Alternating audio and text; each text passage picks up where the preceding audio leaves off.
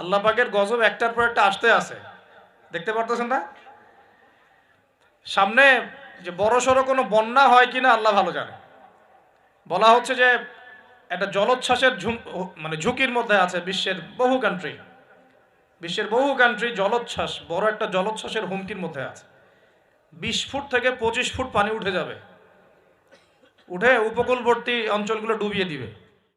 অর্থনৈতিক অবস্থা ভালো না, আস্তে আস্তে বিশ্বের মধ্যে ভয়াবহ অর্থনৈতিক সংকট দেখা দিবে এবং এই সংকটটা ফেস করবে মূলত এই মধ্যবিত্ত শ্রেণী আর নিম্ন মধ্যবিত্ত শ্রেণী।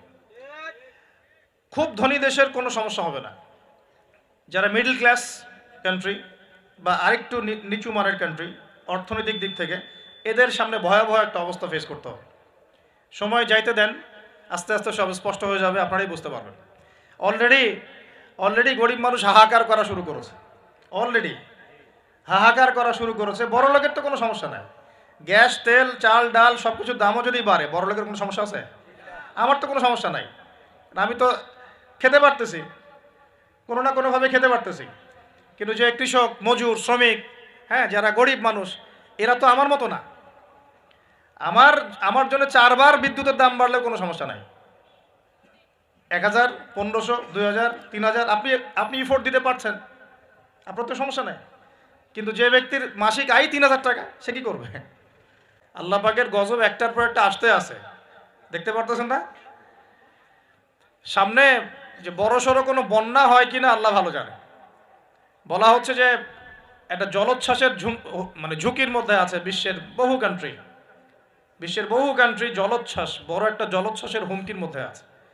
20 ফুট থেকে 25 ফুট পানি উঠে যাবে, উঠে উপকূলবর্তী অঞ্চলগুলো ডুবিয়ে দিবে। এটা এখন গবেষকরাই বলছেন, বিজ্ঞানীরা। আর আমরা তো আগেই বলেছি, যখন একটা জনপদের মধ্যে শিরকের পাপ বেশি হয়, কোন পাপ? শিরকের পাপ। শিরক শুধুমাত্র ওই মূর্তি পূজা করাই শিরক নয়, আপনাদেরকে জানাই দিতে চাই, কবর পূজা করাও শিরক। কথা কি বুঝতে পারছেন? আমার কথা কিভাবে নেবেন জানি না, কিন্তু আমাকে তো বলতে হবে। শুধু মূর্তি পূজা করাই শিরক না, কবরে সেজদা করাও শিরক। তো যখন শিরকের সয়লাভ হয় একটা এলাকার মধ্যে, একটা জাতির মধ্যে, তখন নূহ আলাইহিস সালামের কওমকে আল্লাহ পাক যেমন প্লাবন দিয়ে ভাসিয়ে দিয়েছিলেন, ওরকম বন্যা, জলোচ্ছ্বাস, প্লাবন দিয়ে ভাসিয়ে দিবেন আল্লাহ। কারণ নোংরামি ধুইতে হলে অনেক পবিত্র পানির দরকার আর কি। আর শিরক হচ্ছে সবচেয়ে নোংরা জিনিস। আল্লাহর জমিনের সবচেয়ে নোংরা জিনিস কি? শিরক। এগুলো তো গেল ধর্মতাত্ত্বিক শিরক। এখন তো শিক্ষার মধ্যেও শিরকি আকীদা ঢুকিয়ে দেওয়া হচ্ছে। এবং এটা কোন আকীদা, এটা বলার তো আর প্রশ্ন আসে না, সবাই বোঝেন কোন আকীদা। যখন মানুষ কোরআনের সৃষ্টিতত্ত্ব বাদ দিয়ে মানব রচিত সৃষ্টিতত্ত্ব বইয়ের মধ্যে ঢুকায়, এগুলো শিরক না? অর্থনীতির মধ্যে এখন শিরক আছে। কিরকম? আল্লাহ পাক হালাল যে অর্থনীতি দিয়েছেন, ওটাকে বুড়া আঙ্গুল দেখিয়ে এখন সুদভিত্তিক অর্থনীতি চলছে সব জায়গায়। তো আল্লাহ পাকের হালালকে যে হারাম করে, এটা শিরক না? এটা সূরা তওবা পড়বেন, সূরা তওবার 31 নম্বর আয়াত। আমি রেফারেন্সের কথা বলছি, সূরা তওবার 31 নম্বর আয়াত পড়ে দেখবেন। আল্লাহ পাক বলছেন যে আল্লাহর হালালকে যদি কেউ হারাম করে নেয় আর হারামকে হালাল করে নেয়, এই যে পরিবর্তন, এই কাজটা, এটা কিন্তু শিরকি আকীদা, কুফর, শিরক। আপনি আল্লাহর হালালকে হারাম করতে পারেন না।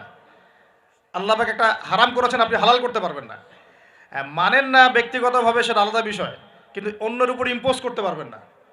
মনে করেন আল্লাহ পাক হালাল করেছেন পর্দা, আপনি পর্দা করেন না, বুঝলাম, এটা আপনার ব্যক্তি স্বাধীনতা, কিন্তু আপনি পর্দাকে ব্যঙ্গ করতে পারবেন না। ব্যঙ্গ করলে কুফরি হয়ে যাবে। কথা বোঝাতে পারছি ভাই? নিজে পালন করে না, সেটা আলাদা বিষয়।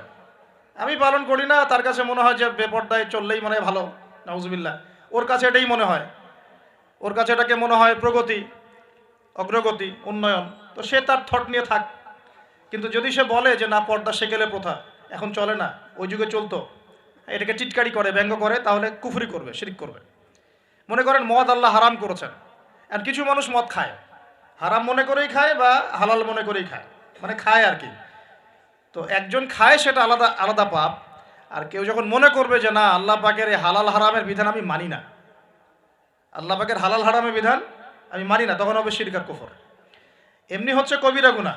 আর যখন হালালকে হারাম করে নিবে আর হারামকে হালাল করে নিবে, তখন শিরকের পর্যায়ে চলে যাবে। তো এই সিস্টেম এখন চলছে না। আল্লাহ পাকের সুদ ভিত্তিক, আল্লাহ পাকের হালাল অর্থনীতি বাদ দিয়ে সারা বিশ্বে এখন সুদভিত্তিক অর্থনীতি চলছে না? বুঝেন না এগুলা? আল্লাহ রাব্বুল আলামিন পবিত্র কোরআনে সূরা নাহলের মধ্যে একটা আয়াত নাজিল করেছেন, আয়াত নাম্বার 89। আল্লাহ পাক বলছেন, বিসমিল্লাহির রহমানির রহিম, ওয়া নাযালনা আলাইকাল কিতাবা তিবয়ানান লিকুল্লি শাই ওয়া হুদা ওয়া রাহমাতান ওয়া বুশরা লিল মুসলিমিন। আল্লাহ পাক নবী মুহাম্মদ সাল্লাল্লাহু আলাইহি ওয়াসাল্লামকে বলছেন, হে নবী মুহাম্মদ সাল্লাল্লাহু আলাইহি ওয়াসাল্লাম, আমি তোমার প্রতি এমন একটা কিতাব নাজিল করেছি, এই কিতাব আল কোরআনুল কারীম। হে নবী মুহাম্মদ সাল্লাল্লাহু আলাইহি ওয়াসাল্লাম, আমি আপনার প্রতি এমন একটা কিতাব নাজিল করেছি যে কিতাবটা হচ্ছে তিবিয়ানান লিকুল্লি শাই, অর্থাৎ এই পৃথিবীর প্রতিটা বিষয়কে ব্যাখ্যা করবে, মানুষের জীবনের প্রতিটা বিষয়কে ব্যাখ্যা করবে, এমন একটা কিতাব আমি নাজিল করেছি। বলেন সুবহানাল্লাহ। শুধু তাই নয়, ওয়াহুদান, এবং এই কিতাবটা ব্যাখ্যা তো করবেই, একই সাথে হেদায়াত মানে পথ দেখাবে, ওয়া রাহমাতান, এবং এই কিতাবটা হচ্ছে আল্লাহর পক্ষ থেকে রহমত বা অনুগ্রহ, দয়া।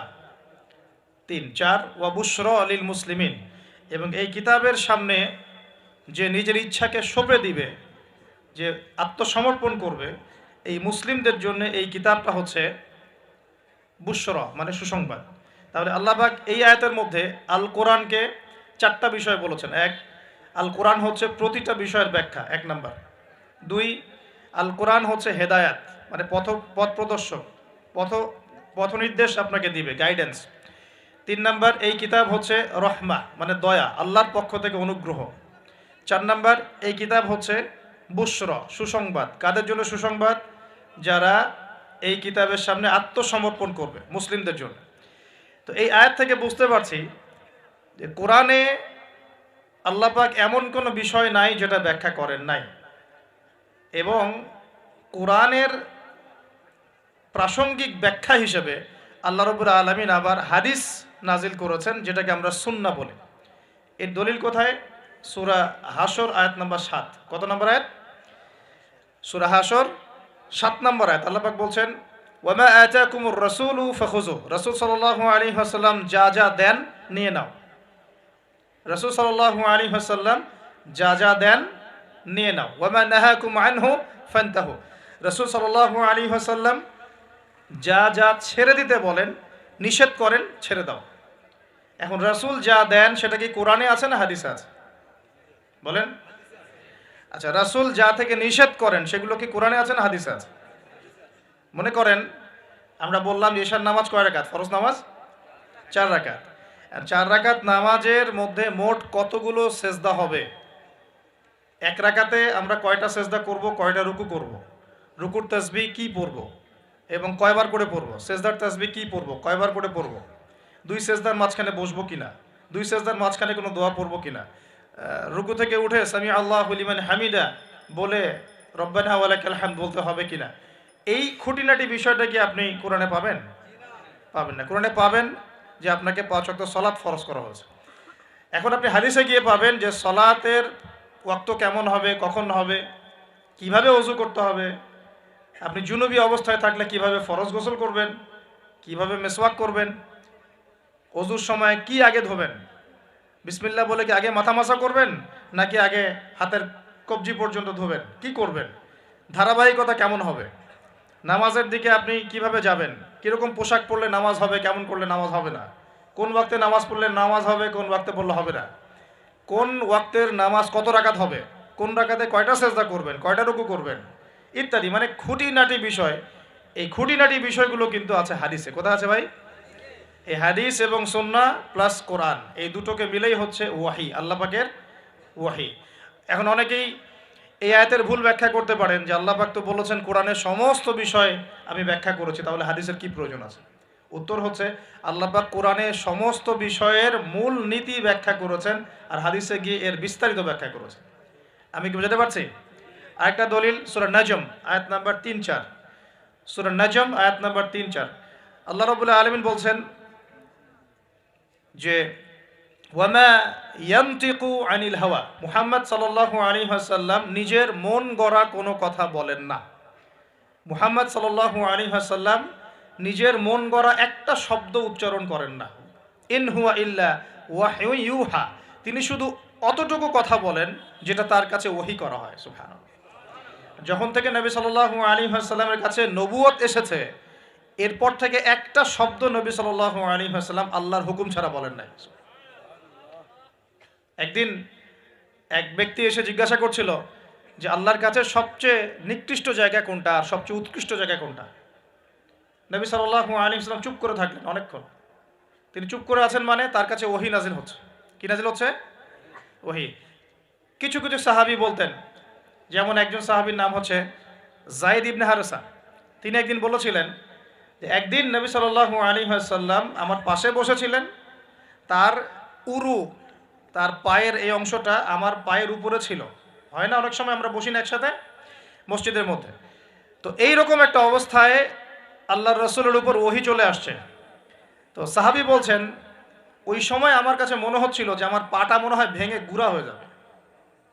আমার কথা বুঝতে পারছেন না? মনে হয় ওহীর যে একটা ভার, মানে ওহী আসছে, তিনি বুঝতে পারছেন যে তার ফিজিক্যালি তার মধ্যে অন্যরকম একটা স্ট্রেংথ চলে আসছে। আয়েশা রাদিয়াল্লাহু আনহা তিনি বলেছিলেন যে নবী সাল্লাল্লাহু আলাইহি ওয়াসাল্লামকে আমি দেখেছি প্রচণ্ড ঠান্ডার সময় তার কাছে ওহী আসছে, কোরআনের হাদিসের ওহী আসছে, এবং প্রচণ্ড ঠান্ডার মধ্যে তিনি দরদর করে ঘামা শুরু করেছেন। তো ওহী আসলে বোঝা যেত কিছু একটা হচ্ছে।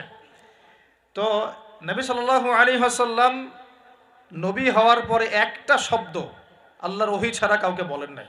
এটা হচ্ছে ইসলামের একটা প্রামাণ্যতা, মানে ইসলাম যে এতই নিখুঁত, এতই নিপুণ, এখানে যার্রা পরিমাণ বাতিল ঢোকার কোনো সুযোগ নাই। তো এই ব্যক্তি জিজ্ঞাসা করছিলেন আল্লাহর কাছে সবচেয়ে উৎকৃষ্ট জায়গা কোনটা, নিকৃষ্ট জায়গা কোনটা। নবীজি উত্তর দিচ্ছেন না, চুপ করে আছেন। তার মানে ওহী নাজিল হচ্ছে এখন। বেশ কিছুক্ষণ পর তিনি বললেন, শোনো, ওই ব্যক্তি কোথায় যে প্রশ্ন করেছিল? বলা হলো ওই যে, ডেকে নিয়ে আসো। তাকে কাছে ডেকে বলা হচ্ছে, শোনো, আল্লাহর কাছে সবচেয়ে উৎকৃষ্ট জায়গা হচ্ছে মসজিদ। কোন জায়গা ভাই? মসজিদ। আর আল্লাহর কাছে সবচেয়ে নিকৃষ্ট জায়গা হচ্ছে বাজার। কোন জায়গা? বাজার। যেটা আমাদের এখন বেশি বেশি বাজার, ঘন ঘন বাজার। শেষ জামানায় বাজার ঘন ঘন হবে, কিয়ামতের আলামত। বাজার ঘাট হবে খুব ঘন ঘন, বাসা থেকে বের হলেই বাজার। এটা হয় না এখন? তো এত কিছু চোখে দেখার পরেও মানুষকে বোঝাতে হয় যে হাতে সময় কম। আল্লাহ পাকের গজব একটার পর একটা আসতে আছে, দেখতে পারতেছেন না? সামনে যে বড় সড়ো কোনো বন্যা হয় কিনা আল্লাহ ভালো জানে। বলা হচ্ছে যে একটা জলোচ্ছ্বাসের মানে ঝুঁকির মধ্যে আছে বিশ্বের বহু কান্ট্রি। বিশ্বের বহু কান্ট্রি জলোচ্ছ্বাস, বড় একটা জলোচ্ছ্বাসের হুমকির মধ্যে আছে। 20 ফুট থেকে 25 ফুট পানি উঠে যাবে, উঠে উপকূলবর্তী অঞ্চলগুলো ডুবিয়ে দিবে। এটা এখন গবেষকরাই বলছেন, বিজ্ঞানীরা। আর আমরা তো আগেই বলেছি, যখন একটা জনপদের মধ্যে শিরকের পাপ বেশি হয়, কোন পাপ? শিরকের পাপ। শিরক শুধুমাত্র ওই মূর্তি পূজা করাই শিরক নয়, আপনাদেরকে জানাই দিতে চাই, কবর পূজা করাও শিরক। কথা কি বুঝতে পারছেন? আমার কথা কিভাবে নেবেন জানি না, কিন্তু আমাকে তো বলতে হবে। শুধু মূর্তি পূজা করাই শিরক না, কবরে সেজদা করাও শিরক। তো যখন শিরকের সয়লাব হয় একটা এলাকার মধ্যে, একটা জাতির মধ্যে, তখন নূহ আলাইহিস সালামের কওমকে আল্লাহ পাক যেমন প্লাবন দিয়ে ভাসিয়ে দিয়েছিলেন, ওরকম বন্যা জলোচ্ছ্বাস প্লাবন দিয়ে ভাসিয়ে দিবেন আল্লাহ। কারণ নোংরামি ধুইতে হলে অনেক পবিত্র পানির দরকার আর কি। আর শিরক হচ্ছে সবচেয়ে নোংরা জিনিস। আল্লাহর জমিনের সবচেয়ে নোংরা জিনিস কি? শিরক। এগুলো তো গেল ধর্মতাত্ত্বিক শিরক। এখন তো শিক্ষার মধ্যেও শিরক, শিক্ষার মধ্যেও শিরকি আকীদা ঢুকিয়ে দেওয়া হচ্ছে। এবং এটা কোন আকীদা, এটা বলার তো আর প্রশ্ন আসে না, সবাই বোঝেন কোন আকীদা। যখন মানুষ কোরআনের সৃষ্টিতত্ত্ব বাদ দিয়ে মানব রচিত সৃষ্টিতত্ত্ব বইয়ের মধ্যে ঢুকায়, এগুলো শিরক না? অর্থনীতির মধ্যে এখন শিরক আছে। কিরকম? আল্লাহ পাক হালাল যে অর্থনীতি দিয়েছেন, ওটাকে বুড়া আঙ্গুল দেখিয়ে এখন সুদভিত্তিক অর্থনীতি চলছে সব জায়গায়। তো আল্লাহ পাকের হালালকে যে হারাম করে, এটা শিরক না? এটা সূরা তওবা পড়বেন, সূরা তওবার 31 নম্বর আয়াত। আমি রেফারেন্সেই কথা বলছি। সূরা তওবার 31 নম্বর আয়াত পড়ে দেখবেন, আল্লাহ পাক বলছেন যে আল্লাহর হালালকে যদি কেউ হারাম করে নেয় আর হারামকে হালাল করে নেয়, এই যে পরিবর্তন, এই কাজটা, এটা কিন্তু শিরকি আকীদা, কুফর, শিরক। আপনি আল্লাহর হালালকে হারাম করতে পারেন না। আল্লাহ পাক একটা হারাম করেছেন, আপনি হালাল করতে পারবেন না। মানেন না ব্যক্তিগতভাবে, সেটা আলাদা বিষয়, কিন্তু অন্যের উপর ইম্পোজ করতে পারবেন না। মনে করেন আল্লাহ পাক হালাল করেছেন পর্দা। আপনি পর্দা করেন না বুঝলাম, এটা আপনার ব্যক্তি স্বাধীনতা, কিন্তু আপনি পর্দাকে ব্যঙ্গ করতে পারবেন না। ব্যঙ্গ করলে কুফরি হয়ে যাবে। কথা বোঝাতে পারছি ভাই? নিজে পালন করে না সেটা আলাদা বিষয়। আমি পালন করি না, তার কাছে মনে হয় যে বেপর্দায় চললেই মনে হয় ভালো, নাউজুবিল্লাহ। ওর কাছে এটাই মনে হয়, ওর কাছে এটাকে মনে হয় প্রগতি, অগ্রগতি, উন্নয়ন। তো সে তার থট নিয়ে থাক। কিন্তু যদি সে বলে যে না, পর্দা সেকেলে প্রথা, এখন চলে না, ওই যুগে চলতো, এটাকে টিটকারি করে, ব্যঙ্গ করে, তাহলে কুফরি করবে, শিরক করবে। মনে করেন মদ আল্লাহ হারাম করেছেন, আর কিছু মানুষ মদ খায়, হারাম মনে করেই খায় বা হালাল মনে করেই খায়, মানে খায় আর কি। তো একজন খায় সেটা আলাদা আলাদা পাপ, আর কেউ যখন মনে করবে যে না, আল্লাহ পাকের এই হালাল হারামের বিধান আমি মানি না, আল্লাহ পাকের হালাল হারামের বিধান আমি মানি না, তখন হবে শিরক আর কুফর। এমনি হচ্ছে কবিরা গুনাহ। আর যখন হালালকে হারাম করে নিবে আর হারামকে হালাল করে নিবে, তখন শিরকের পর্যায়ে চলে যাবে। তো এই সিস্টেম এখন চলছে না। আল্লাহ পাকের সুদ ভিত্তিক, আল্লাহ পাকের হালাল অর্থনীতি বাদ দিয়ে সারা বিশ্বে এখন সুদ ভিত্তিক অর্থনীতি চলছে না? বুঝেন না এগুলা? অর্থনৈতিক অবস্থা ভালো না। আস্তে আস্তে বিশ্বের মধ্যে ভয়াবহ অর্থনৈতিক সংকট দেখা দিবে, এবং এই সংকটটা ফেস করবে মূলত এই মধ্যবিত্ত শ্রেণী আর নিম্ন মধ্যবিত্ত শ্রেণী। খুব ধনী দেশের কোনো সমস্যা হবে না, যারা মিডল ক্লাস কান্ট্রি বা আরেকটু নিচু মানের কান্ট্রি অর্থনৈতিক দিক থেকে, এদের সামনে ভয়াবহ একটা অবস্থা ফেস করতে হবে। সময় যাইতে দেন, আস্তে আস্তে সব স্পষ্ট হয়ে যাবে, আপনারাই বুঝতে পারবেন। অলরেডি গরিব মানুষ হাহাকার করা শুরু করেছে, অলরেডি হাহাকার করা শুরু করেছে। বড় লোকের তো কোনো সমস্যা নাই, গ্যাস তেল চাল ডাল সব কিছুর দামও যদি বাড়ে, বড় লোকের কোনো সমস্যা আছে? আমার তো কোনো সমস্যা নাই, আমি তো খেতে পারতেছি, কোনো না কোনোভাবে খেতে পারতেছি। কিন্তু যে কৃষক, মজুর, শ্রমিক, হ্যাঁ, যারা গরিব মানুষ, এরা তো আমার মতো না। আমার জন্য 4 বার বিদ্যুতের দাম বাড়লেও কোনো সমস্যা নাই। 1000, 1500, 2000, 3000 আপনি ইফোর্ট দিতে পারছেন, আপনার তো সমস্যা নাই। কিন্তু যে ব্যক্তির মাসিক আয় 3000 টাকা, সে কি করবে? এটা আমি অনেকদিন আগে বলেছি, কারণ এটা বলেছি বৈশ্বিক অর্থনৈতিক সংকটের কারণে। পুরো বিশ্বে একটা ইকোনমিক সংকট চলছে। এখন এই কথাগুলো যেগুলো বলছে, এগুলোর সাথে কিন্তু আমাদের ইসলামিক সমাজ ব্যবস্থা জড়িত আছে। আমি ওইদিকে আসতেছি। তো প্রথমে বোঝেন যে এটাও শিরকি একটা সিস্টেম চলতেছে। আর বিশ্বে যে শিরকটা চলতেছে বড়, সেটা আরো ভয়াবহ। সেটা কি? বিশ্বের যারা মোরল, যারা এখন বিশ্ব চালায়, তারা বলতেছে এক কথায় যে ধর্মের কোনো দরকার নাই বিশ্বে ধর্মের কোনো দরকার নাই, ধর্মগ্রন্থেরও দরকার নাই, ধর্মীয় বিধানেরও দরকার নাই। এই বিশ্ব চালাবো আমরা, বিশ্বের বিধান রচনা করব আমরা, বিশ্বকে পরিচালনা করার মূলনীতি বানাবো আমরা, বিশ্বের মানুষকে চালাবো আমরা। নাউজুবিল্লাহ বলছি ঠিকই, বিশ্ব চলছে এইভাবে। এখানে আল্লাহর আসমানি কিতাব, কোরআন, হাদিস, শরিয়া, ইসলামী সমাজ, এগুলো বুড়া আঙ্গুল চলে। কেউ টাইম দেয় না এগুলো, খালি মুখে মুখে বক ধার্মিকতা দেখায়। জুমার দিনে এসে নামাজ পড়ে, ঈদের নামাজ পড়তে আসে, তারাবির নামাজ পড়তে আসে, দাড়ি রাখছে, পাগড়ি পড়ছে, এটা বক ধার্মিকতা। আগে ভিতর ঠিক করতে হবে। তো ভিতরটা কি? ভিতরটা হচ্ছে তাবারাকাল্লাযী বিয়াদিহিল মুলক। সূরা মুলকের 1 নম্বর আয়াতে কি বলছেন আল্লাহ পাক? তাবারাকাল্লাযী বিয়াদিহিল মুলক, বরকতময় সেই আল্লাহ। এই আল্লাহ পাক মহাবিশ্ব সৃষ্টি করেন নাই? এই মহাবিশ্ব কে সৃষ্টি করছে? এই পুরো মহাবিশ্বে পৃথিবীর মতো কোটি কোটি কোটি কোটি গ্রহ আছে না? আছে কি নাই? এই পুরো মহাবিশ্বে কার হুকুম চলে? ওই পুরো মহাবিশ্বে কি জিবরাইল আলাইহিস সালামের হুকুম চলে? আল্লাহর কোনো ফেরেশতার হুকুম চলে? কোনো নবীর হুকুম চলে? তাহলে কোনো মানুষের হুকুম চলার কোনো প্রশ্ন ওঠে? পুরো মহাবিশ্বের কোটি কোটি গ্যালাক্সি, কোটি কোটি গ্রহ নক্ষত্রে আল্লাহর হুকুম চলে।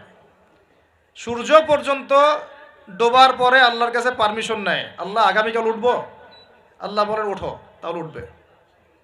একদিন আল্লাহ বলবেন না, ওঠার দরকার নাই, সূর্য তখন উল্টা দিক থেকে উঠবে, পশ্চিম দিক থেকে। ওই দিন কিয়ামত হয়ে যাবে।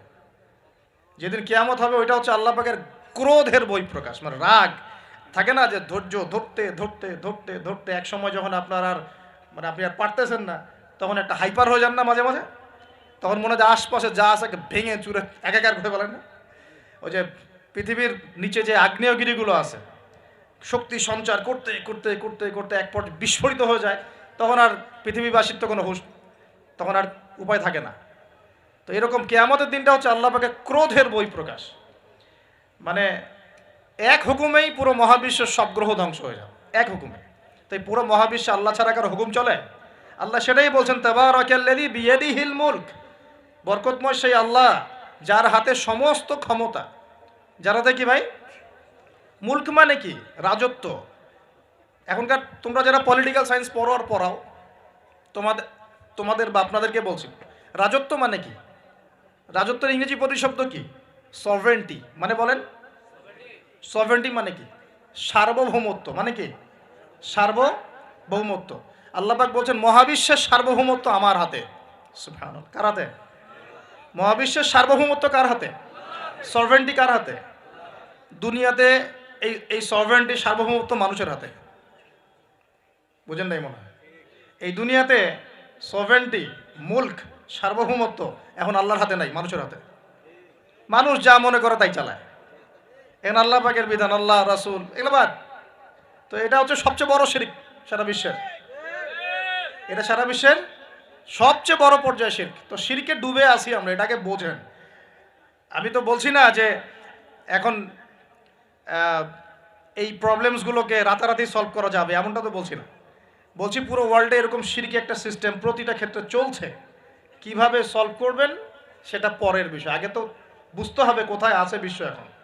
তো আমরা দেখলাম যে বড় বড় সেক্টর যেগুলো একটা বিশ্বের, ধর্ম, সংস্কৃতি, অর্থনীতি, জিওপলিটিক্স এবং পরিবার তো আছেই, পাশাপাশি আমাদের এই একটা কি ওয়ার্ল্ড অ্যাফেয়ার্স, এই প্রতিটা ক্ষেত্রে আল্লাহ পাকের তাওহীদকে পাশ কাটিয়ে মানুষের মন গড়া বিধান দিয়ে চালানো হচ্ছে কিনা?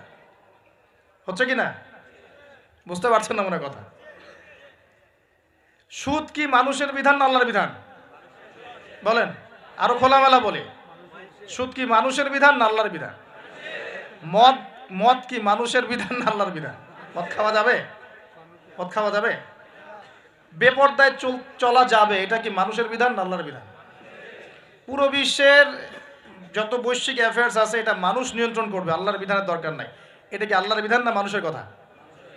তো সারা বিশ্বে এই কুফুরি চলতেছে না? চলছে কি না? এখন এই বিশ্বটা বোঝেন, তারপরে আপনি এই আয়াতটা বোঝেন। এখন আল্লাহ পাক বলছেন, এখন আমি মুহাম্মদ সাল্লাল্লাহু আলাইহি ওয়াসাল্লামের কাছে এমন কিতাব দিয়েছি যে কিতাবে এই সব সমস্যার সমাধান আছে। সুবহানাল্লাহ। সমস্যাগুলো তো বুঝতে পারলেন।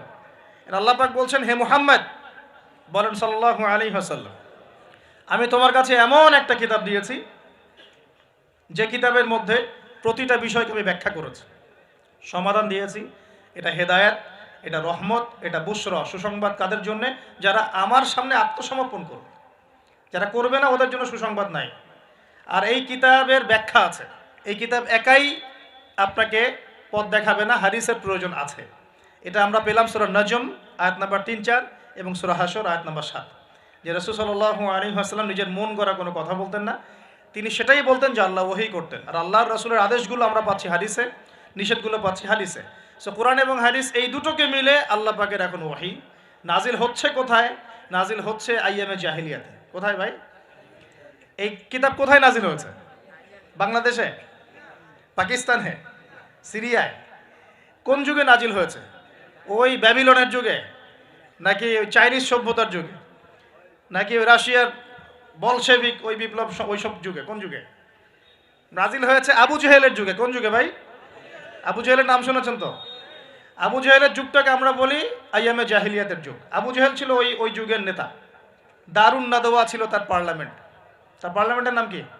দারুন নাদওয়া। সেখানে আবু জেহেল, আবু লাহাব, উতবা, সাইবা, রাবিয়া এরা সব বসে বসে বুদ্ধি পাকাইতো আর কি, কি করতে হবে কি করতে হবে না। বাই দ্য ওয়ে, এই আবু জেহেল, আবু লাহাবরা কিন্তু আল্লাহকে বিশ্বাস করত। আল্লাহ বলে যখন আছে এবং আল্লাহর কাছে যে ফিরে যেতে হবে এটাও তারা বিশ্বাস করত কিছু কিছু ক্ষেত্রে। কিন্তু আল্লাহ পাকের কোনো বিধান তারা মানত না। আল্লাহ পাকে পাওয়ার জন্য মাধ্যম পূজা করত।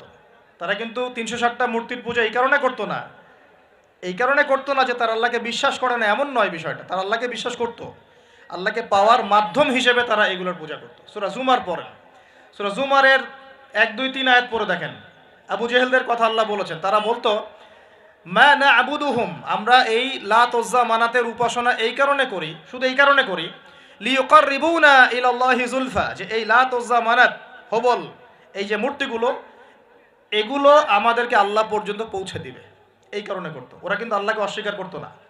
এমনকি বদর যুদ্ধে যাওয়ার সময়ও আবু জেহেল কিন্তু কাবা ঘরে দোয়া করে গেছে। তারা কিন্তু হজ ওমরাও করতো, বিকৃত হজ ওমরা করতো। তো এটা মনে করবেন না যে আবু জেহেলরা আল্লাহকে বিশ্বাস করতো না। এবার আবু জেহেলকে চিনতে পারছেন? আবু জেহেল কেমন ব্যক্তি? যে আল্লাহকে বিশ্বাস করে ঠিকই, কিন্তু আল্লাহ পাকের কোনো বিধান মানতে চায় না। তো এখন এই 90 আবু জেহেলরা আমাদের সমাজে আছে কি নাই বলে? আমি কি মিলাইতে পারতেছি? আমি আমার চেষ্টা করছি আপনাদেরকে সহজ করে বোঝানোর জন্য, কিন্তু পারছি কিনা জানি না।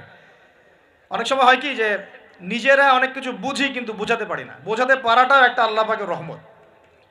মানে কাউকে বোঝাতে পারানোটা কিন্তু আল্লাহ পাকের রহমত।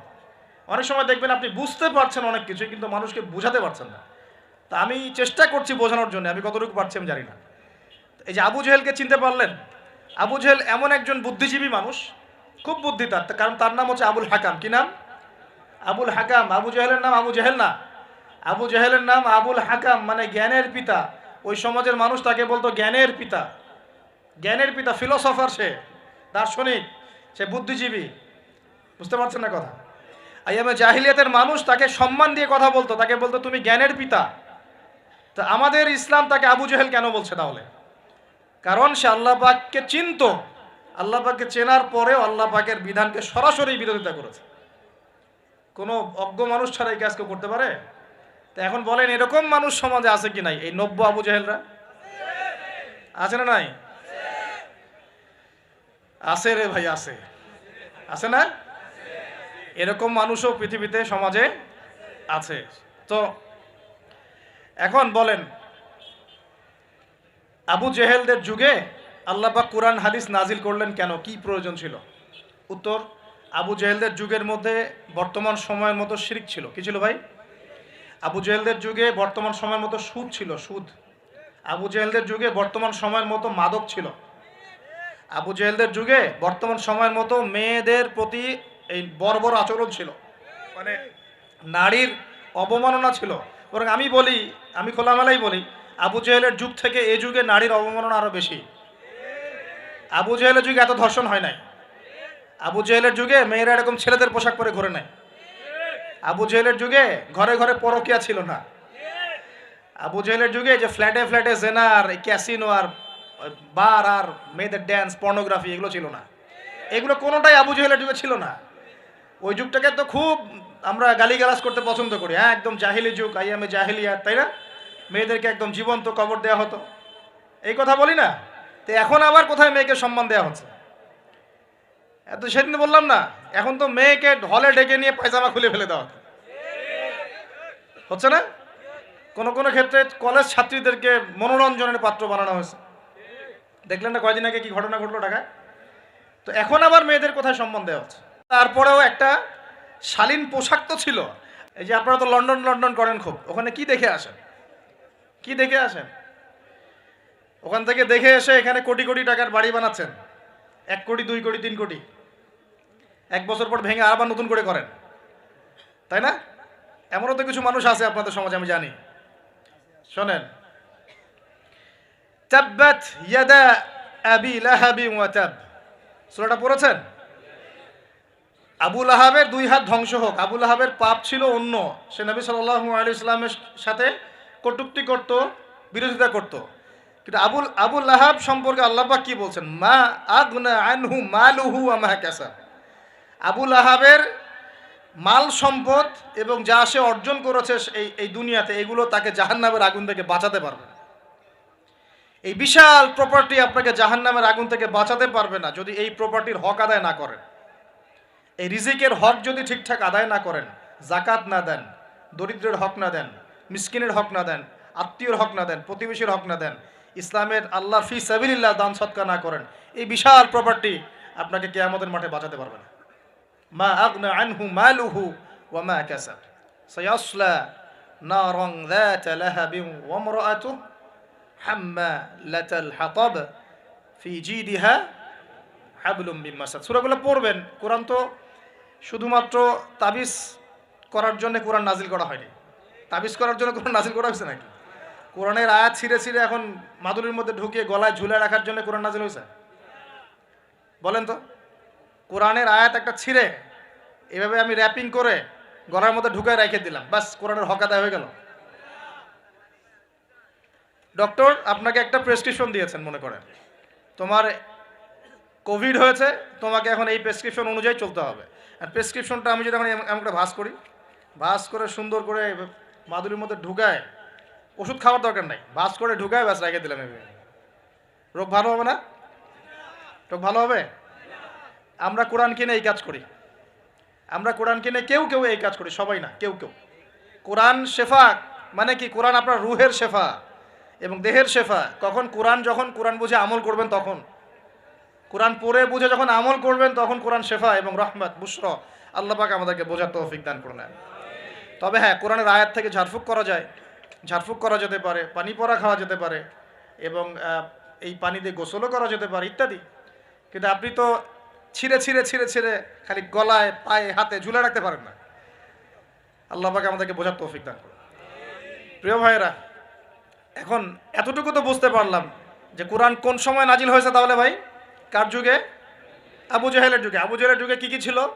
এখনকার মতো শিরক ছিল, এখনকার মতো সুদ ছিল, এখনকার মতো মাদক ছিল, এখনকার মতো মেয়েদের অবমাননা ছিল, আরও একটা ছিল এখনকার মতো যে গোত্রীয় হানাহানি, দেখেন না এখন হানাহানি, মারামারি, রাহাজানি, বিশ্বে বিশ্বে, দেশে দেশে, দলে দলে, এই পলিটিক্যাল দল ওই পলিটিক্যাল দলে, আবার এই ধর্মীয় দল এই ধর্মীয় দলে, এই যে হানাহানি, গোত্রীয় হানাহানি, এই হানাহানি ছিল আইয়ামে জাহিলিয়াতের একটা বড় নিদর্শন। তো এরকম একটা সমাজে আল্লাহ পাক কোরআন এবং হাদিস নাজিল করলেন কেন? ইসলামী সমাজ গঠন করার জন্য, যেটা আপনি টপিক দিয়েছেন। এখন ইসলাম কি আর সমাজ কি? ইসলাম হচ্ছে এক কথায় আল্লাহর সামনে আত্মসমর্পণ করা। আল্লাহর সামনে আত্মসমর্পণ মানে কি? আল্লাহ কি আমার সামনে দাঁড়িয়ে আছেন? আল্লাহ পাকে আমার সামনে দাঁড়িয়ে আছেন, আমি গিয়ে পায়ে সেজদা করব? আল্লাহর সামনে আত্মসমর্পণ মানে কি? আল্লাহ পাককে চোখে দেখা যায়? আল্লাহ রাব্বুল আলামিনকে দুনিয়ার কোনো চোখ দেখতে পারবে না, সুবহানাল্লাহ। হ্যাঁ, জান্নাতে যারা যাবে তারা আল্লাহকে দেখতে পারবে ইনশাআল্লাহ। আর ইনশাআল্লাহ আমরা আশা করি আমরা সেই কাতারভুক্ত হব ইনশাআল্লাহ। একদিন না একদিন আমরা আল্লাহকে দেখবো ইনশাআল্লাহ। নবীজিকে আয়েশা রাদিয়াল্লাহু আনহা বলছিলেন, আল্লাহ পাককে কিভাবে দেখবে মানুষ ইয়া রাসূলুল্লাহ সাল্লাল্লাহু আলাইহি ওয়াসাল্লাম? তিনি বলছেন যে তোমরা পূর্ণিমার চাঁদ দেখতে তোমাদের কোনো অসুবিধা হয়? তখন সাহাবীরা বলছেন, না, পূর্ণিমার চাঁদ তো আমরা জাজল্যমান দেখতে পারি। ঠিক এভাবেই তোমরা আল্লাহকে দেখবে ইনশাআল্লাহ। এটা হবে জান্নাতের সবচেয়ে বড় নিয়ামত। জান্নাতের সবচেয়ে বড় নিয়ামত হচ্ছে আল্লাহর দর্শন, দিদার।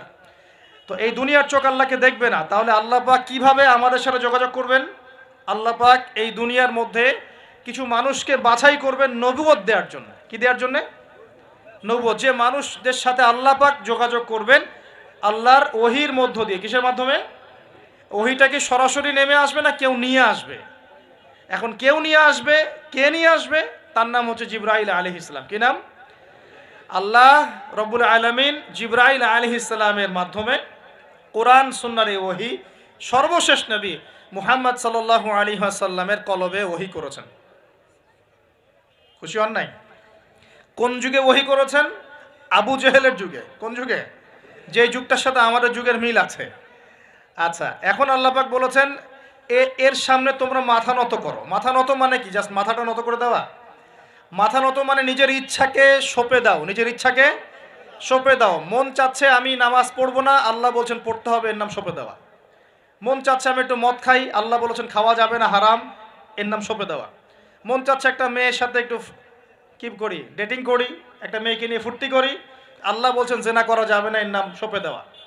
মন চাচ্ছে ভরপেট খাই রমজান মাসে, আল্লাহ বলছেন না, রমজান মাসে খাওয়া যাবে না, রোজা রেখে, এর নাম সঁপে দেওয়া। মন চাচ্ছে সম্পদের পাহাড় গর্ব, কাউকে কিছু দিব না, আল্লাহ বলছেন না, নেশাব হয়ে গেলে জাকাত দেওয়া লাগবে, এটা হলো সঁপে দেওয়া। সঁপে দেওয়া মানে কি? আল্লাহ পাকের বিধিবিধানের সামনে নিজের ইচ্ছাকে আত্মসমর্পণ কর, যে আল্লাহ যা বলেছেন আমি তাই করব, যা ছেড়ে দিতে বলেছেন ছেড়ে দিব, দ্যাটস অল। এর নাম ইসলাম। ইসলাম হলো এই বিষয়টার নাম, নিজের ইচ্ছাটাকে আল্লাহ পাকের বিধানের সামনে আত্মসমর্পণ করে দেওয়া। আমরা অনেকেই বলি ইসলাম মানে কি? শান্তি। তো এই যে শান্তি, এই শান্তি ব্যাখ্যা দিয়ে দিয়ে কি করা হচ্ছে জানেন? ওই যে বদর, উহুদ, খন্দক, খায়বার, হুনাইন, মুতা, এইসব ইতিহাসগুলোকে সরিয়ে দেওয়া হচ্ছে। ইসলাম মানে তো শান্তি। ইসলাম শান্তির সাথে আবার এইসবের কি সম্পর্ক? শান্তির সাথে মোতার যুদ্ধের কি সম্পর্ক? যুক্তি দিচ্ছে শান্তির সাথে বদর যুদ্ধের আদর্শের কি সম্পর্ক? ইসলাম মানে তো শান্তি। ইসলাম মানে শান্তি কখন? ইসলাম মানে হলো আত্মসমর্পণ। যখন একজন মানুষ নিজের ইচ্ছাকে আল্লাহর সামনে সঁপে দিবে, এর মধ্য দিয়ে সে শান্তি অর্জন করবে ইনশাআল্লাহ। মানে নিজের ইচ্ছাকে আল্লাহর সামনে সঁপে দিলে পরে শান্তি পাওয়া যায়। কারণ আমি তো জানি না যে আমার জন্য কোনটা ভালো কোনটা মন্দ। কে ভালো জানে? যিনি আমাকে সৃষ্টি করেছেন। মনে করেন আপনি একটা মোবাইল ফোন বানিয়েছেন, আপনি এটার মেকার বা ক্রিয়েটর। এখন আপনার চেয়ে কি কেউ ভালো জানে এই ফোনের মধ্যে কি আছে? বলেন।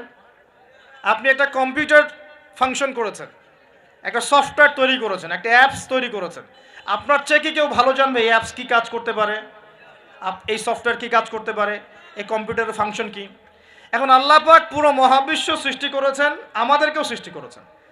এখন আমাদের জন্য কোনটা ভালো কোনটা খারাপ, কোনটা হক কোনটা বাতিল, কোনটা ন্যায় কোনটা অন্যায়, কোনটা করলে আমরা দুনিয়ায় ভালো থাকবো পরকালে ভালো থাকবো, এটা কি আল্লাহ পাকের চেয়ে ভালো কেউ জানবে?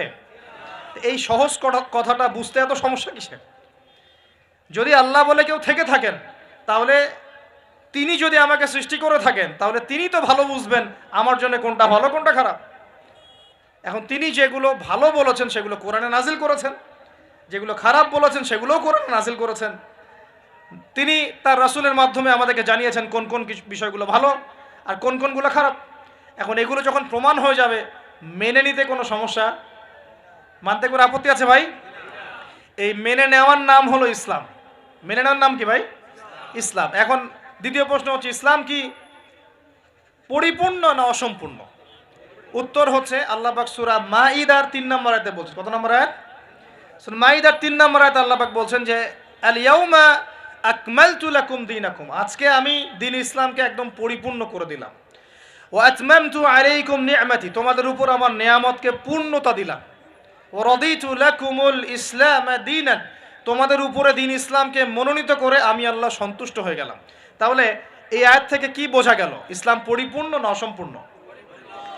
পরিপূর্ণ মানে আমরা কি বুঝি? কিছু অংশ আছে কিছু নাই, কিছু কিছু হেদায়েত আছে কিছু কিছু নাই, কিছু কিছু বিষয়ের সমাধান আছে কিছু কিছু নাই, নাকি জগতের সমস্ত বিষয়ের সমাধান আছে? কোনটা?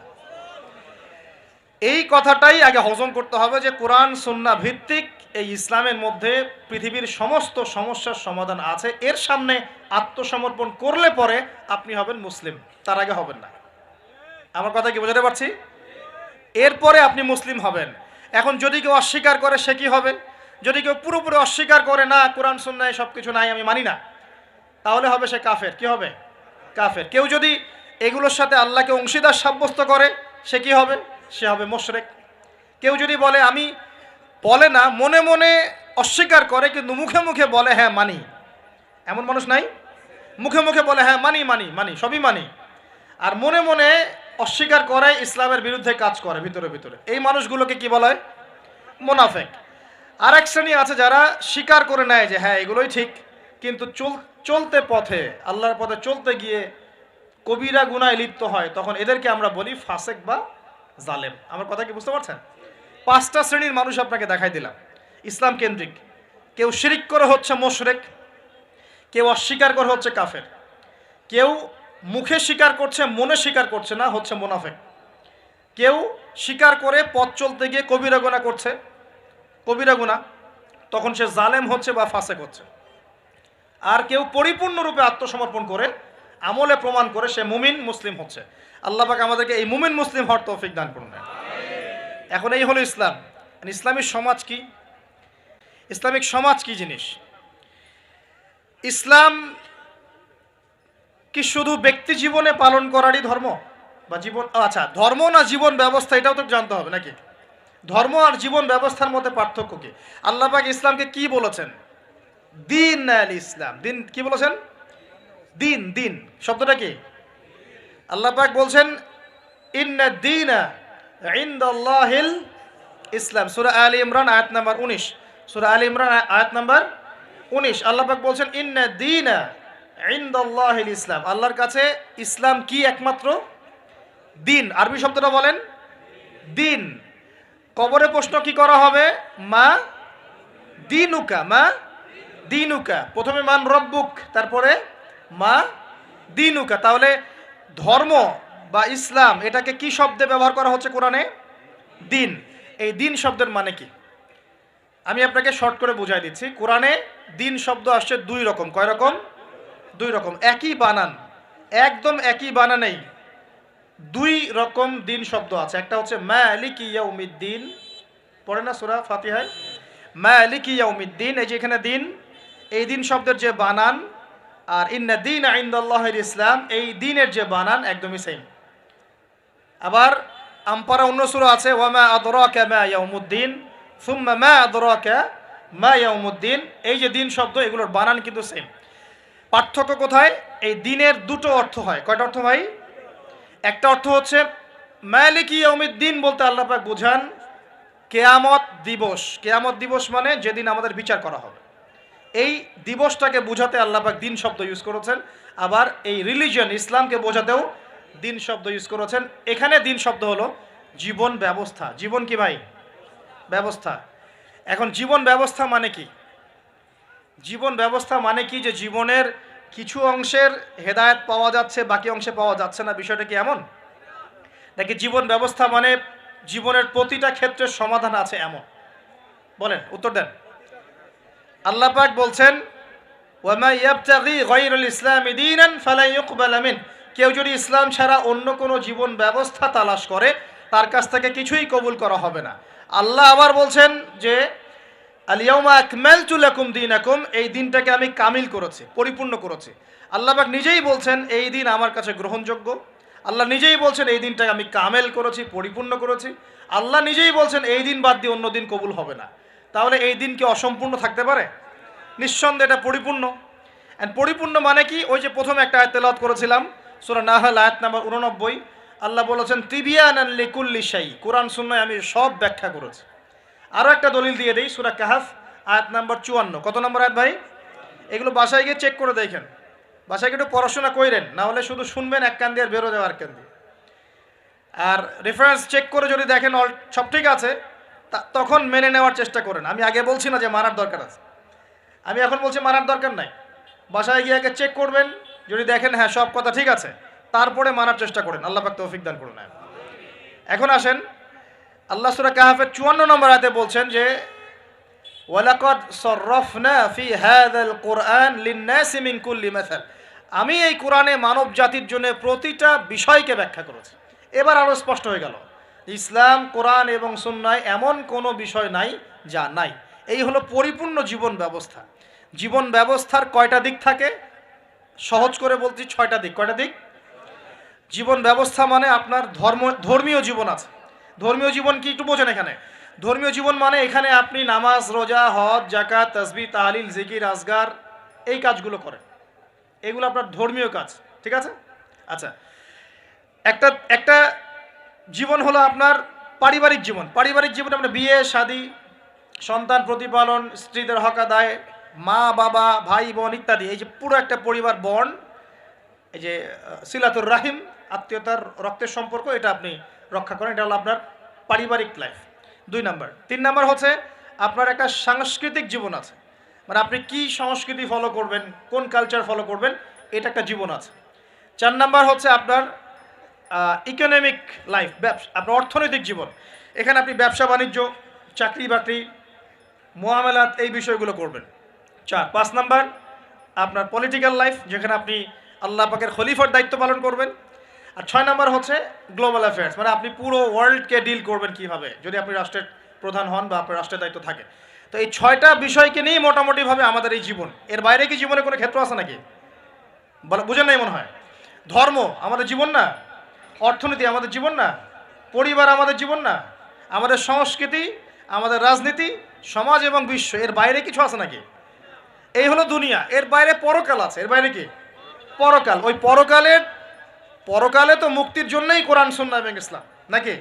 এটা তো আমাদের গন্তব্য। দুনিয়ার প্রতিটা সমাধানও ইসলামে পাচ্ছি।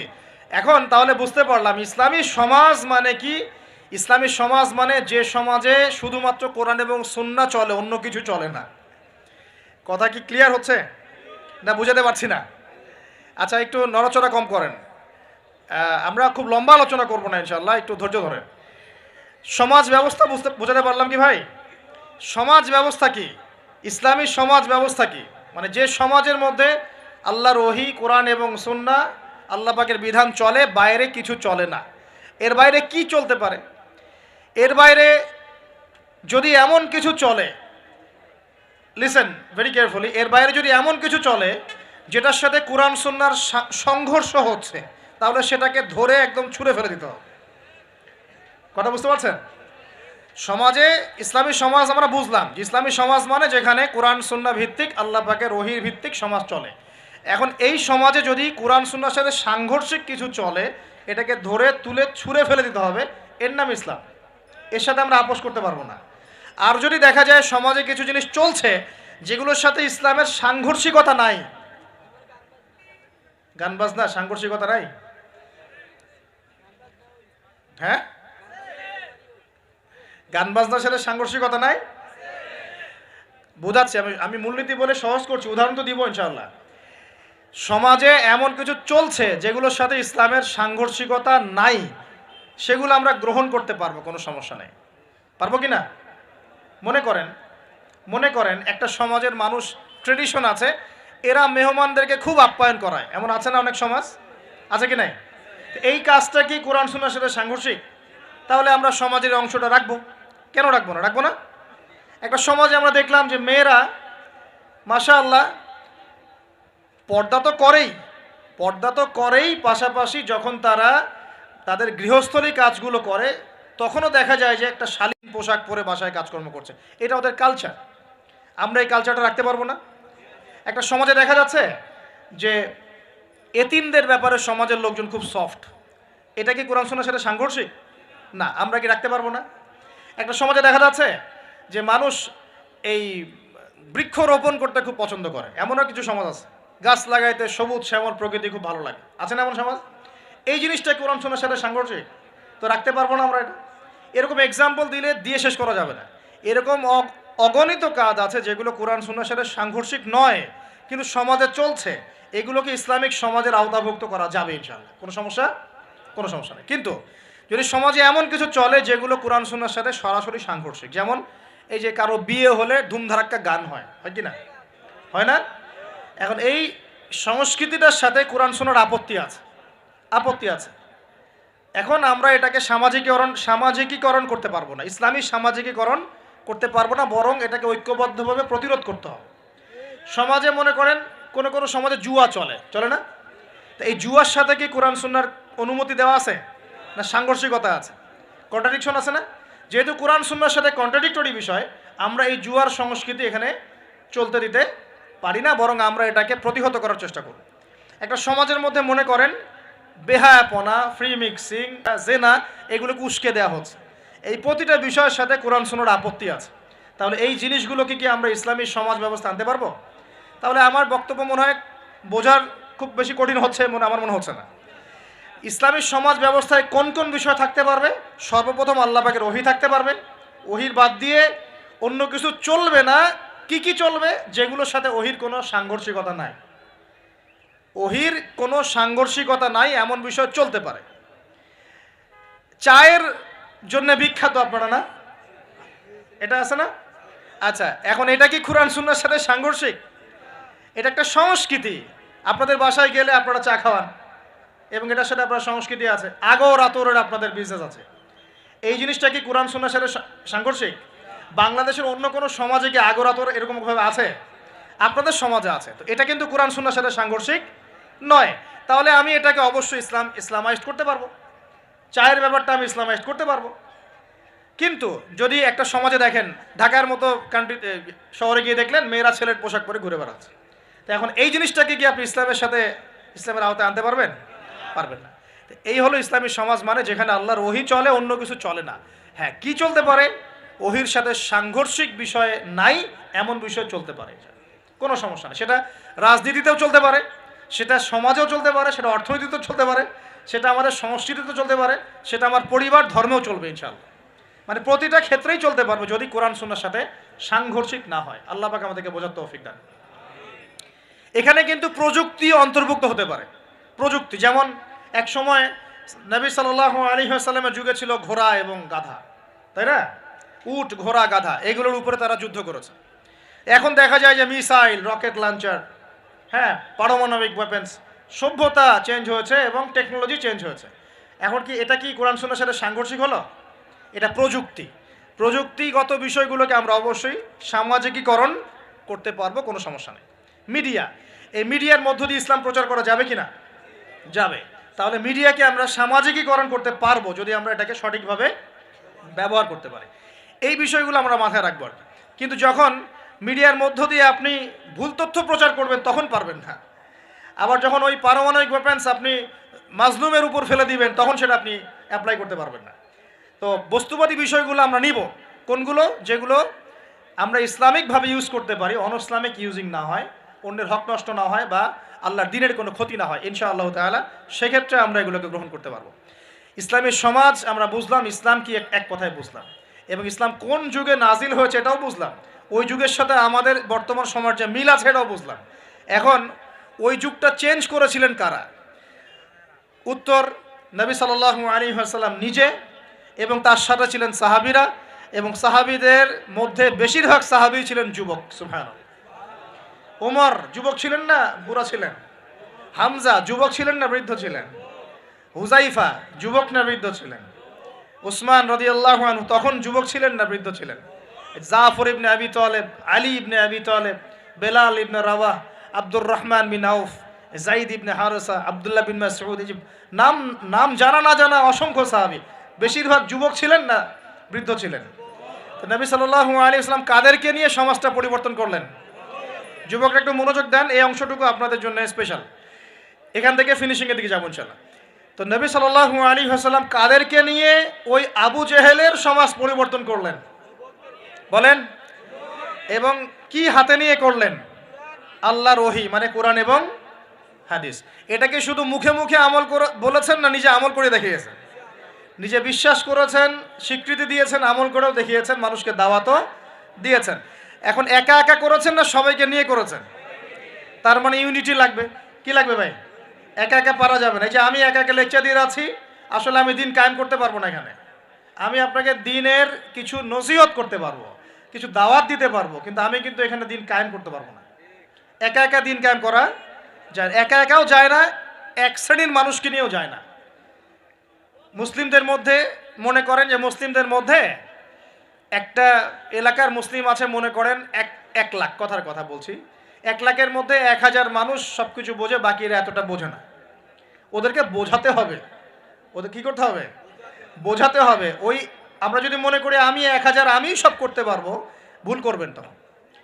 তখন কি হবে? জাহেলিয়াতের সংখ্যা গরিষ্ঠতার স্রোতে আমি হারিয়ে যাব। কথা বুঝতে পারছেন? নবী সাল্লাল্লাহু আলাইহি সাল্লাম কিভাবে করেছেন? তার আগে আমি একটু প্রশ্ন করি, কত বছর লেগেছে তার সমাজ পরিবর্তন করতে? বলেন। 23 বছর। এই তো মাশাআল্লাহ। 23 বছর পরে ওই মক্কায়, ওই আবু জেহেলের যুগেই, আবু জেহেলের সেই যুগ কি আর বাকি থাকলো? 23 বছর পর কি শিরক ছিল ওই যুগের মধ্যে? আর মক্কায় কোনো সুদ ছিল? মক্কায় কোনো মাদক, কোনো জেনা, ব্যভিচার, মেয়েদের শ্লীলতাহানি, ধর্ষণ, জেনা, হ্যাঁ, গুম খুন, তারপরে আপনার এই যে গোচ্চ হানাহানি, মারামারি, কোনোটা কি আর বাকি ছিল? মানে 23 বছরের সমাজ টোটাল নিট অ্যান্ড ক্লিয়ার, সাফ। কত বছর? 23 বছর। কীভাবে করলেন? প্রথমত তিনি ওহির জ্ঞানের চর্চা করেছেন, নিজে আমল করেছেন, সাহাবীদেরকে শিখিয়েছেন, এবং সাহাবীরা সবাই মিলে দাওয়াতি কাজ করে একটা জনসমষ্টি তৈরি করেছেন কি না? প্রথমে কি নবী সাল্লাল্লাহু আলাইহি ওয়াসাল্লাম প্রকাশ্যে দাওয়াত দেওয়া শুরু করেছেন? না। প্রথম 3 বছর, কত বছর? তিনটা বছর নবী সাল্লাল্লাহু আলাইহি ওয়াসাল্লাম গোপনে মানুষকে দাওয়াত দিয়েছেন। কিভাবে ভাই? গোপনে, man to man, door to door. আমরা তো এখন খুব অধৈর্য জাতি। কি জাতি ভাই? অধৈর্য। 1 বছর ধরে যদি একটা কথা বলি, পরের বছর ওয়াজ করতে আসলে বলে হুজুর এই ওয়াজ তো গত বছর একবার শুনছি, দরকার অন্য নতুন ওয়াজ করেন। এমন করে না মানুষ? নবী সাল্লাল্লাহু আলাইহি ওয়াসাল্লাম 3 বছর গোপনেই দাওয়াত দিয়েছেন। তিনটা বছর। কাদেরকে দাওয়াত দিয়েছেন? উত্তর, প্রথমত তার নিজের মানুষদেরকে, নিজের স্ত্রী, নিজের যায়েদ ইবনে হারেসা পালক পুত্র ছিলেন, নিজের চাচাতো ভাই জাফর ইবনে আবি তালেব, আলী ইবনে আবি তালেব, নিজের খুব কাছের মানুষ আবু বকর সিদ্দিক রাদিয়াল্লাহু আনহুর হাত ধরে পরে উসমান বিন আফফান, আব্দুর রহমান বিন আউফ, তালহা বিন উবাইদুল্লাহ, জুবাইর বিন আওয়াম, আস্তে আস্তে ছড়িয়ে পড়ছে। তার মানে দাওয়াতি কাজ শুরু করতে হবে কোথা থেকে? আগে বলেন, আগে নিজে, তারপরে কে? নিজের কাছের মানুষ, নিজের পরিবার, নিজের বংশ, নিজের আত্মীয়। এই দাওয়াতি কাজ কি আমাদের করা শেষ? কারা কারা করা শেষ হাত তোলেন দেখি। আগে শুরু করেন। আগে তো নিজেকে দিয়ে শুরু করতে হবে নাকি ভাই? নিজের পরিবারের সবাই নামাজি, নামাজের দাওয়াত দিচ্ছি কিনা? নামাজের দাওয়াতটুকু কি দিচ্ছি? নিজের পরিবারে কি পর্দা কায়েম করতে পারছি? নিজের পরিবারে কি তালিম চালু হচ্ছে? নিজের সন্তানরা কি কোরআন পড়ছে? নিজের পরিবারে কি সবাই রমজান মাসে রোজা রাখছে, হালাল খাচ্ছে? আগে নিজের পরিবার দিকে ফোকাস করেন, আল্লাহ পাক তৌফিক দান করেন। এরপর আল্লাহ ওহী নাজিল করলেন, ওয়ানদির আশিরাতাকাল আকরাবিন। এবার তুমি কাকে সতর্ক করবে? তোমার কাছের আত্মীয় স্বজন, গোত্রের লোককে। তখন তিনি ওই যে পাহাড়ের উপর উঠে ডাকলেন, ইয়া মা আশারাল কুরাইশ, ইয়া মা আশারাল কুরাইশ, তোমরা সবাই আসো। এই বনু আদি, বনু তাইম, হ্যাঁ, বনু মখজুম, তারপরে যে বনু হাশিম, সব গোত্র জড়ো হলো। জড়ো করে তিনি সব গোত্রকে বলছেন যে আমি মুহাম্মদ সাল্লাল্লাহু আলাইহি ওয়াসাল্লাম যদি আপনাদেরকে বলি এই পাহাড়ের পিছনে একটা সেনাবাহিনী অপেক্ষা করছে, আপনাদেরকে আক্রমণ করবে, আপনারা কি আমার কথা বিশ্বাস করবেন? তখন সবাই এক বাক্যে বলল, কেন বিশ্বাস করব না? তোমাকে কখনো আমরা মিথ্যাবাদী পাই নাই, তুমি আস-সাদিকুল আমিন, সত্যবাদী আমিন। তখন নবীজি বললেন যে কুলু লা ইলাহা ইল্লাল্লাহ তুফলিহুন, তোমরা সবাই বলো লা ইলাহা ইল্লাল্লাহ, আল্লাহ ছাড়া কোনো মাবুদ নাই, আল্লাহর বিধান ছাড়া কোনো বিধান নাই, আল্লাহর দাসত্ব ছাড়া কোনো দাসত্ব নাই, তোমরা সফল হয়ে যাবে ইনশাআল্লাহ। তখন ওই যে আবু লাহাব হাততালি দেওয়া শুরু করলো, আর আবু লাহাব ঢিল নিয়ে মারা শুরু করলো। সবাই হাততালি দিচ্ছে, টিটকারি করছে, মস্করা করছে। হ্যাঁ, লিহাদা জামাআতানা, বলছে এই জন্য আমাদেরকে এখানে একত্রিত করেছো, এই বকবকানি শোনার জন্য, এই বাজে কথা বলার জন্য আমাদেরকে এখানে ডেকেছো। তখন থেকে শুরু হলো প্রকাশ্য বিরোধিতা। এবার শুরু হলো ইটপাটকেল, শারীরিক নির্যাতন, মানসিক নির্যাতন, বয়কট, এইটা সেইটা সব। তো এখন বলেন, যে মানুষটা আগে সাদিকুল আমিন ছিল, সত্যবাদী এবং বিশ্বস্ত, এবার সবাইকে ডেকে দাওয়াত দেওয়ার পরপরই তিনি হয়ে গেলেন কাযযাব, মিথ্যাবাদী, হ্যাঁ, সাহের, জাদুকর, ফারেকুল জামাত বিভক্তকারী, মাজনুন, পাগল, এই কথাগুলো মানুষটাকে বলা শুরু করল। তার মানে নবী সাল্লাল্লাহু আলাইহি ওয়াসাল্লামের পদ্ধতিতে আমাকে সমাজে দ্বীন ইসলাম প্রতিষ্ঠা করতে হবে। তার মানে প্রথমে আগে নিজে, তারপর পরিবার, এরপর কাছের মানুষদের মধ্যে ইসলামের প্রচার প্রসার করার চেষ্টা করতে হবে। এবার প্রকাশ্যে দাওয়াতি কাজ করা শুরু হলো। দাওয়াতি কাজ যত প্রকাশ্য হচ্ছে, নির্যাতন নিপীড়ন ততই বাড়ছে। এটাই সুন্নত, যখন নবীর পদ্ধতিতে কেউ দাওয়াতি কাজ করবে তার উপর নির্যাতন নিপীড়ন আসবেই। যদি নির্যাতন নিপীড়ন না আসে, বুঝতে হবে সেটা নবীর পদ্ধতিতে দাওয়াত হচ্ছে না। 100% লিখে রাখে, 100% নবীর পদ্ধতিতে দাওয়াতি কাজ হচ্ছে না। এটা হচ্ছে গোলালু মার্কা দাওয়াতি কাজ, হায়েস নেফাস। আলোচনার টপিক হচ্ছে যে ইস্তেঞ্জা, আলোচনার টপিক ঢিলা কুলুক, আলোচনার টপিক ওযু ইস্তেঞ্জা। মানে এগুলো শিখতে কতদিন আর লাগবে? এগুলো শিখতে এখনো শেখা হয়নি এগুলা। আর সারা বিশ্বের অবস্থা, দেশের অবস্থা, অর্থনীতির অবস্থা, সমাজের অবস্থা, কিয়ামতের আলামতে স্পষ্ট হয়ে যাচ্ছে, উম্মার অবস্থা, এগুলো বড় বড় ইস্যুগুলো সব পরে, আগে এগুলো নিয়ে আলোচনা হচ্ছে। তো এগুলো কি আসলে নবীর পদ্ধতিতে দাওয়াতি কাজ হচ্ছে? আল্লাহ পাক আমাদেরকে বোঝার তৌফিক দান করুন। তো প্রিয় ভাইরা, যখন নবী সাল্লাল্লাহু আলাইহি ওয়াসাল্লামের পদ্ধতিতে দাওয়াতি কাজ হবে, তখন কিন্তু নবীর মতো মানে শারীরিক, মানসিক, আর্থিক নির্যাতন কিন্তু আসবেই, এটা মেনে নিতে হবে। সর্বপ্রথম নিজের পরিবার থেকে আসবে। কোথেকে আসবে ভাই? সর্বপ্রথম আসবে নিজের পরিবার থেকে। মনে রাখবেন, পরিবার থেকেই সর্বপ্রথম বাধা আপনাকে পেতে হবে যদি আপনি দ্বীনের পথে চলতে চান। কারণ এখনকার সমাজের বেশিরভাগ পরিবার ইসলামিক পরিবার নয়। কোনো কোনো সময় পারিবারিক সাপোর্টের অভাবে দিনদার অনেক মানুষও দেখা যায় ট্র্যাক থেকে বিচ্যুত হয়ে যায়, এমন হয় না? পারিবারিক সাপোর্ট একটা বড় জিনিস। আমাদের নবী সাল্লাল্লাহু আলাইহি ওয়াসাল্লামকে চতুর্দিক থেকে মানুষ আক্রমণ করলেও পরিবারে তার স্ত্রী খাদিজা রাদিয়াল্লাহু আনহা তাকে বুকে আগলে রেখেছিলেন। এটা অনেক বড় একটা মানে প্রশান্তির জায়গা, যে সমাজের মানুষ আপনার এগেনস্টে কাজ করছে, কিন্তু পরিবারে গিয়ে আপনার স্ত্রী আপনার কাছে, আপনার অনুগত, তাকে, সে আপনাকে বুস্ট আপ করছে, আপনাকে উৎসাহ দিচ্ছে, আত্মবিশ্বাস দিচ্ছে, আপনি কিন্তু আবার পথ চলতে পারবেন ইনশাআল্লাহ। এই জন্য আমি বারবার বলি যে বিয়ে যদি করতেই হয়, তাহলে দিনদার একজন নেককার মেয়েকে বিয়ে করেন, খাদিজা রাদিয়াল্লাহু আনহার মতো একটা মেয়েকে বিয়ে করেন। আর যদি ওই যে দিনদার ক্যাটরিনা খুঁজতে যান, তাহলে সারা জীবন ওই পস্তাইতে হবে আর কি। আল্লাহ বোঝার তৌফিক দান করুন। দিনদারিতা দেখে বিয়ে শাদী করেন। চাচা আবু তালেব তিনি কিন্তু মুসলিম নন, অমুসলিম হয়েও তাকে পারিবারিকভাবে সাপোর্ট দিচ্ছেন। পারিবারিকভাবে সাপোর্টটা অনেক ইম্পর্টেন্ট। আর যখন পরিবার থেকে সাপোর্ট থাকে না তখন মানুষ কিন্তু ট্র্যাক থেকে সরে যায়। যাই হোক, গভীরে যাই না। নবী সাল্লাল্লাহু আলাইহি ওয়াসাল্লাম যখন দাওয়াতি মিশন শুরু করলেন, ইসলামী সমাজ প্রতিষ্ঠার চেষ্টা করতে লাগলেন, তখন এই পারিবারিক বাধা, আত্মীয়দের মধ্য থেকে বাধা, সামাজিক বাধা আসতে লাগলো। এক পর্যায়ে হিজরত করতে হয়েছে আবিসিনিয়ায়, তারপর তায়েফ, তারপরে গিয়ে মদিনায়। এখন মদিনায় আলহামদুলিল্লাহ আল্লাহ রাব্বুল আলামিন দিনটাকে প্রতিষ্ঠা করলেন এবং সেখানে নবীকে শক্তিশালী করলেন, সাহাবীরা শক্তিশালী হলেন, আস্তে আস্তে গাজওয়াগুলো হলো, সারিয়াগুলো হলো। এক পর্যায়ে উইদিন 8 থেকে 10 বছরের মধ্যে যে নিঃস্ব হাতে মক্কা থেকে তারা গেলেন মদিনায়, সেই মক্কাই তারা জয় করলেন বিনা বাধায়, বলা যায় অলমোস্ট বিনা বাধায়। প্রায় লক্ষাধিক সৈন্য, লক্ষাধিক সাহাবীদেরকে নিয়ে পুরো মক্কায়, জাজিরাতুল আরবের মধ্যে দিন প্রতিষ্ঠা হয়ে গেল। হলো কি না? কত বছর সময় লাগছে ভাই বলেন? 23 বছর। আর রাহিকুল মাখতুম বইটা পড়েন, তাহলে আপনি ধাপগুলো বুঝতে পারবেন কিভাবে হয়েছে। আমি পয়েন্ট আউট করছি যে কোন কোন পয়েন্টের দিকে তারা বেশি ফোকাস করেছে, কোন কোন কাজগুলো তারা বেশি করেছেন, এবং যুবকদেরকে দিয়েই কাজগুলো করানো হয়েছে। এবং এই কাজগুলো যদি আজকেও বাংলার যুব সমাজ করতে পারে, ইনশাল্লাহ 23 বছর লাগবে না আমাদের, ইনশাল্লাহ 23 বছর লাগবে না ইনশাল্লাহ। কারণ আল্লাহ পাক তো তার নবীর মাধ্যমে জানিয়েছেন যে আখিরুজ জামানে আস্তে আস্তে কি হতে যাচ্ছে সামনে। আগে তো এটা জানা ছিল না যে তখন কি হবে, এখন তো আমরা জানি যে সামনে কি হতে যাচ্ছে। আমরা তো জানি যে ইসলাম কায়েম হচ্ছে সামনে ইনশাআল্লাহ, এটা লিখা হয়ে গেছে। তো আপনি হতাশ হচ্ছেন কেন? আমরা এখানে যারা বসে আছি, আমরা কেউ যদি বেঁচেও না থাকি, আল্লাহ না করুক, তারপরও দিন কায়েম হবে। বাংলাদেশে এখন যত আলেম ওলামা আছে না, সবাই যদি মারা যায় তাও দিন কায়েম হবে।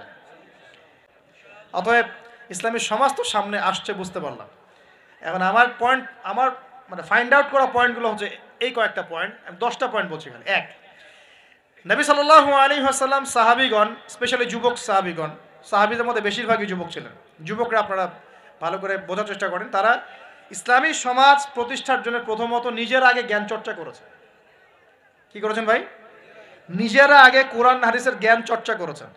যত বড় বড় লেকচার দেন, নারায়ে তাকবীর, আল্লাহু আকবার স্লোগান তোলেন, আইওয়াজ শোডাউন, যাই করেন, জ্ঞান চর্চা না করা পর্যন্ত দিন প্রতিষ্ঠা হবে না। জ্ঞান চর্চা করতে হবে। রাজি আছি ইনশাআল্লাহ ভাই? আমরা রাজি আছি তো ইনশাআল্লাহ যে আমরা আল্লাহ পাকের কোরআন এবং নবীর সুন্নতের জ্ঞান অর্জন করবো ইনশাআল্লাহ। এবং জ্ঞান অর্জন একটা ধারাবাহিক প্রক্রিয়া, একদিন 2 দিন করে থেমে যাব না। আমরা প্রতিদিন একটু একটু একটু একটু করে আগাবো ইনশাআল্লাহ। একটা রুটিন ফিক্স করে নেবেন, ডেইলি 1 ঘন্টা করে আপনি পড়াশোনা করার চেষ্টা করেন। আমি অনেক লেকচারে কিছু সিলেবাস বলেছি, আপনাকে কোরআন পড়তে হবে, আরবি ভাষা শিখতে হবে, হাদিসের কিতাবগুলো পড়বেন, ইতিহাস, ইসলামের ইতিহাস পড়বেন, ইসলামিক অর্থনীতির বইগুলো পড়বেন, বড় বড় রিনাউন্ড ওলামায়ে কেরামদের বইগুলো পড়বেন, সিরাত পড়বেন, আকীদার বই পড়বেন, ফিকহের কিছু বই পড়বেন। মানে আপনার একটা ক্লাসিক্যাল পড়াশোনার ধারা থাকতে হবে। এবং এই পড়াশোনা একা একা করা যাবে না। কিছু বই আপনি একা হয়তো পড়তে পারবেন, কিন্তু অনেক কিতাব আছে যেগুলো আপনি একা পড়তে পারবেন না। আপনার বিজ্ঞ ওলামায়ে কেরামের সোহবত দরকার আছে। এটার দায়িত্ব আপনার, আপনি খুঁজে বের করবেন কার সোহবতে আপনি যেতে চান। আল্লাহ পাক আপনাকে তৌফিক দান করুন। প্রথম কথা জ্ঞান অর্জন। 2 নম্বর, দিন প্রতিষ্ঠা ইসলামী সমাজ ব্যবস্থার জন্য সাহাবীগণ নিজেরা আমল করিয়ে দেখেছেন, শুধু জ্ঞান অর্জনই করেন নাই। যে জ্ঞান অর্জন করেছিলেন সেটা আমল করে দেখিয়েছেন। যেমন উমর রাদিয়াল্লাহু আনহু বলতেন যে সূরা বাকারা হিফজ করতে আমার সময় লেগেছে 12 বছর। কত বছর? 12 বছর লেগেছে সূরা বাকারাটাকে আয়ত্ত করতে। কারণ সাহাবীরা যতক্ষণ পর্যন্ত 10টা আয়াত লেসন নিয়েছেন, 10টা আয়াতের উপর আমল না করা পর্যন্ত নতুন করে দার্স নিতেন না। বুঝতে পারছেন না মনে হয়? মনে করেন আপনি সূরা মাউন শিখেছেন, মাউন, আর আইতাল্লাযী ইউকাযযিবু বিদ্দিন, এই সূরা আপনি শিখেছেন। সাহাবীদের সুন্নত ছিল কি, এই সূরাটার উপর তারা আমল না করা পর্যন্ত নতুন লেসন নিতেন না। এভাবে তারা আমল করতেন। আমরা কি এমন করে আমল করি? আমরা যত পারি আগে তথ্য ইনস্টল করতে থাকি। আমাদের জ্ঞান চর্চাটা হচ্ছে তথ্য ইনস্টল করার মতো। তথ্য ইনস্টল করাকে জ্ঞান চর্চা বলে না। এটাকে আমরা ওয়েল ট্রেন্ড বলতে পারি, ওয়েল এডুকেটেড বলতে পারি না। সার্কাসের সিংহ বাঘ দেখেছেন না? লাঠি চাবুকের ভয়ে অনেক কাজ করে না? অনেক কুকুর দেখা যায় না যে ট্রেনিং প্রাপ্ত, যার কমান্ড করে সে ফলো করে না? এটা ওয়েল ট্রেন্ড বলা যায় এটাকে। এ কিন্তু ওয়েল এডুকেটেড না। আমাদের ক্রিটিক্যাল থিঙ্কার্স দরকার, মানে কোরআন সুন্নাহ পড়বে, আমল করবে এবং এটাকে নিয়ে গবেষণা করার চেষ্টা করবে। মানে আমাদের কোরআন সুন্নাহকে নিয়ে গবেষণার একটা প্রজন্ম দরকার, গবেষক প্রজন্ম, ক্রিটিক্যাল থিঙ্কার্স। আল্লাহ পাক আমাদেরকে এই তৌফিক লাভে ধন্য করুন বলে আমি। তো 2 নম্বর, ইনিশিয়েটিভটা হচ্ছে অবশ্যই জ্ঞান অনুযায়ী আমল করতে হবে যদি ইসলামী সমাজ চাই আমরা। আল্লাহ পাক আমাদের সবাইকে তৌফিক দান করুন। সবার আগে আমাকে তৌফিক দান করুন বলি আমি। জ্ঞান অনুযায়ী আমল করার জন্য একটা সুন্নত ফলো করলেই হবে, একজন ব্যক্তিকে জাস্ট ফলো করতে হবে। জীবনের প্রতিটা কাজ নবী সাল্লাল্লাহু আলাইহি ওয়াসাল্লামের সুন্নাহ মাফিক করলেই আপনি জানা অনুযায়ী আমল করে ফেলবেন ইনশাআল্লাহ। পারা যাবে তো ইনশাআল্লাহ। আজকে ঘুমানো থেকে শুরু করে দেন, জীবনের প্রতিটা কাজকে ঢেলে সাজান। কাপড় পরা, ঘুমানো, ঘুম থেকে ওঠা, হ্যাঁ, এমনকি বিছানা ঝাড়া, ইস্তেঞ্জা করা, আপনার ব্যবসা বাণিজ্য শিক্ষা, এভরি সিঙ্গেল সেক্টর ঢেলে সাজানোর চেষ্টা করেন যে নবীর মতো হচ্ছে কিনা। যদি হয় আলহামদুলিল্লাহ, যদি না হয় তাহলে এখানে আপনার কিছু কাজ করার বাকি আছে। আল্লাহ পাক আমাদের সবাইকে নবী সাল্লাল্লাহু আলাইহি ওয়াসাল্লাম